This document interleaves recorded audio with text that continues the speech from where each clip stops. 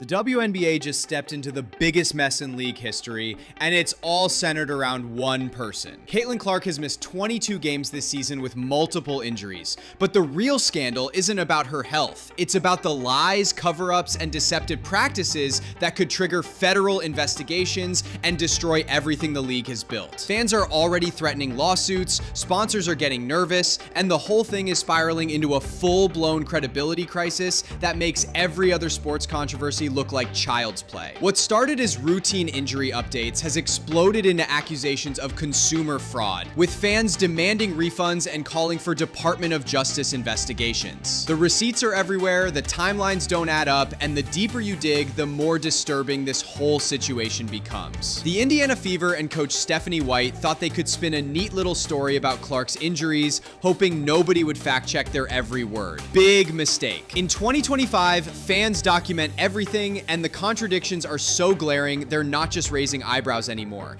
They're raising the possibility of federal probes into deceptive consumer practices. Here's where it gets absolutely insane. The official story keeps changing, but let's focus on the latest disaster. Clark supposedly injured her groin during the final minute of their victory against Connecticut's Sun. Sounds straightforward, right? But then another injury magically appeared out of nowhere. They claim she got hurt in a workout around August 7th, but here's the problem with that timeline. Actual footage from that exact date shows Clark casually walking through Phoenix, carrying a designer Prada bag like she's heading to a photo shoot. She's moving smoothly, no limp, no wince, zero visible discomfort. The footage proves their story is complete nonsense, but they doubled down anyway. Coach Stephanie White stepped up to the microphone and spun this fairy tale about workout mishaps, probably thinking fans would just swallow it whole. When your dates don't match reality and there's video evidence contradicting your story, people are going to tear it apart. And that's exactly what happened. But here's where the scandal takes a truly shocking turn. Instead of admitting the timeline was wrong, White and her PR team went full damage control mode. She started making statements that sent fans into absolute rage mode. The breaking point came when White actually called Clark's absence a blessing for the team. The audacity is staggering. You're talking about the biggest star in women's basketball history. The player single-handedly driving historic ratings and selling out arenas. And her own coach is calling her injury a blessing. The backlash was immediate and brutal. Social media exploded, with fans demanding White's termination, and the blessing comment became a rallying cry for everyone who felt the organization was disrespecting their franchise player. The lies kept multiplying. For weeks, they listed Clark as day-to-day when she wasn't even practicing with the team. ESPN broadcasters were promising her return was imminent, citing White's own statements, while behind the scenes, everyone knew she wasn't close to coming back. They were feeding false hope to millions of fans who were planning their schedules around seeing their favorite player return to the court. And get this part, when reporters started asking tough questions about the contradictions, some media members actually started laughing about the situation. They were treating Clark's pain and the fans' frustration like it was some kind of comedy sketch. The disrespect was unreal, and fans noticed every single moment of it. The financial impact of these lies is where this story gets truly explosive. Think about it. Fans across the country bought tickets months in advance, booked flights, reserved hotel rooms, and made restaurant reservations, all because they believed Caitlin Clark would be playing. They invested their hard-earned money based on information the organization knew was false. One fan posted about having tickets for next Tuesday's game, airline tickets and hotel reservations all purchased months ago with the expectation of seeing Clark play. Now they're facing hundreds or even thousands of dollars in losses because the team couldn't be honest about their star player status. Multiply that by thousands of fans and you're looking at massive financial harm inflicted on loyal supporters who trusted the organization. The WNBA has never seen a player with Clark's drawing power. She's not just a basketball player, she's a billion-dollar entity walking around in human form. Her presence fills arenas that would otherwise be half empty, drives television ratings through the roof, and attracts corporate sponsors who never cared about women's basketball before. When you lie about her availability and trick fans into spending money under false pretenses, you're not just committing a PR blunder, you're potentially committing consumer fraud. Fans have already started demanding Department of Justice and Federal Trade Commission investigations into what they're calling deceptive consumer practices. The legal terminology is getting serious, with accusations of coordinated efforts between the league and team communications to present false hope while masking the true status of their biggest star. But the conspiracy theories get even darker when you start looking at the pattern. Clark has suffered 3 separate muscle injuries this season after never missing a single game in college. That's not just bad luck, that's statistically impossible. Something is seriously wrong with how she's being managed, and fans are starting to connect some disturbing dots. Remember that incident where assistant coach Brian January literally stepped on Clark's foot during a game? That moment didn't just disappear into the ether. It got buried under layers of fake narratives about workout injuries and day-to-day statuses. The timing of when things happened versus when they were reported creates a web of contradictions that makes the whole organization look either incompetent or intentionally deceptive. Here's the theory that's gaining traction among fans. What if this isn't just poor management? What if there's been a coordinated effort to dim Clark's shine from the moment she entered the league? From referees swallowing whistles on obvious fouls against her, to commentators nitpicking her every move, to jealous players targeting her physically, there's been a consistent pattern of hostility. The muscle injuries started piling up after critics said she needed to bulk up and add strength. So they rushed her into intensive training, her body broke down, and suddenly her second season is clouded by injury drama. That's not bad luck. That's bad planning with potentially intentional consequences. The most heartbreaking aspect is watching Clark herself be forced to parrot sanitized talking points that sound nothing like her authentic voice. Every statement about her recovery uses the exact same corporate speak phrases. Working hard, feeling good, just unlucky. The repetition is robotic, the timing is suspicious, and fans know the difference between genuine communication and pure damage control.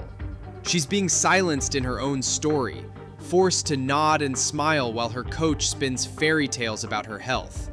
Speaking out would label her as difficult, so she's trapped in this PR machine that's actively working against her interests. The legal implications are getting serious now. Consumer fraud isn't just an angry fan complaint, it's a federal crime. When you sell tickets, hype up games, and market merchandise around a superstar while intentionally misleading fans about her availability, you're stepping into territory that regulators take very seriously. Class action lawsuits are being discussed in fan forums, with people documenting their financial losses and sharing legal strategies. The coordinated nature of the misinformation, the pattern of false hope followed by disappointment, and the clear financial harm to consumers creates a textbook case for deceptive practices litigation. Sponsors are watching this unfold with growing concern. These companies invested millions in Clark's star power, not in an organization that lies about her status. If they sense even a hint of intentional deception, they'll pull their advertising dollars and run. That's a nightmare scenario for a league desperately trying to prove it belongs on the national sports stage. The ripple effects go way beyond Indiana. Clark isn't just another player. She is the WNBA right now. She's the reason casual sports fans know when games are on. The engine driving television contracts and the face that makes corporate sponsors interested in women's basketball. Remove her from the equation through injury, mismanagement, or scandal, and the entire league's momentum collapses. Attendance numbers drop, ratings crater, and those lucrative corporate partnerships start questioning their investments. The WNBA finally had their transcendent star, the player who could elevate the entire sport, and they're potentially destroying her through incompetence, lies, or worse. The trust factor is what makes this truly dangerous for the league's future. Sports are built on the relationship between fans and organizations. When that trust breaks down, it's almost impossible to rebuild. Every lie about Clark's status chips away at the foundation that keeps fans emotionally and financially invested. League officials are probably in panic mode behind the scenes. Once national media outlets start digging into this story beyond the local sports reporters, the scrutiny will be relentless. Independent investigations, medical evaluations, and transparency requirements could all be on the table if this scandal continues growing. The ultimate irony is that this entire mess was completely avoidable. Simple honesty about Clark's status would have disappointed fans initially, but it would have preserved the organization's credibility. Instead, they chose deception, and now they're facing potential federal investigations, class action lawsuits, and the complete erosion of fan trust.